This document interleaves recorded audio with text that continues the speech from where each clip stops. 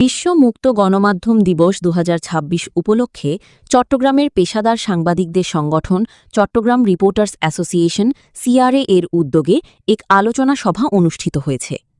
গতকাল ৩ মে রবিবার দুপুরে নগরীর চট্টগ্রাম শিশু একাডেমি হলে এই সভার আয়োজন করা হয়। সংগঠনটির সভাপতি সোহাগ আরেফিনের সভাপতিত্বে এবং সাংস্কৃতিক বিষয়ক সম্পাদক আমিনুল হক শাহিনের সঞ্চালনায় সভায় প্রধান অতিথি হিসেবে উপস্থিত ছিলেন চট্টগ্রাম প্রতিদিনের উপদেষ্টা সম্পাদক আয়ান শর্মা।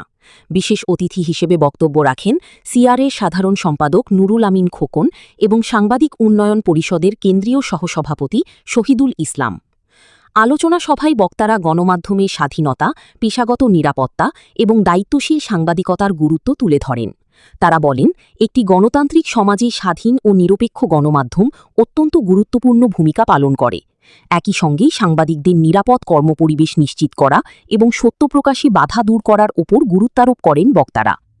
অনুষ্ঠানে আরও উপস্থিত ছিলেন সিআরএ সহসভাপতি রাজু আহমেদ, সাংগঠনিক সম্পাদক মোহাম্মদ রুবেল, অর্থ সম্পাদক সাইফুদ্দিন রমিজ, সহদপ্তর সম্পাদক জহিরুদ্দিন বাবর, তথ্য ও প্রযুক্তি বিষয়ক আপ্যায়ন সম্পাদক সাফায়েত মোর্শিদ, সম্পাদক রিদওয়ান হৃদয় এবং সদস্যবৃন্দ মুস্তাফিজুর রহমান, মোহাম্মদ রিয়াজউদ্দিন, রতন বড়ুয়া ও শাহিদুর রহমান মোর্শিদ। অনুষ্ঠানটি সাংবাদিকদের মধ্যে পেশাগত সচেতনতা বৃদ্ধি এবং গণমাধ্যমের স্বাধীনতা রক্ষায় সম্মিলিত উদ্যোগ জোরদারের আহ্বানের মধ্য দিয়ে শেষ হয়।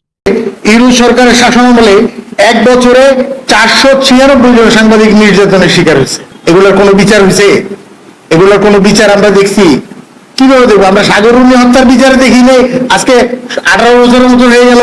তাহলে আসলে এই যে সকলে বা আজকে বিভিন্ন আইনের বেড়াজালেও আক্রান্ত মুক্ত গণমাধ্যম আজ হামলা আর মামলার মধ্যে সীমাবদ্ধ।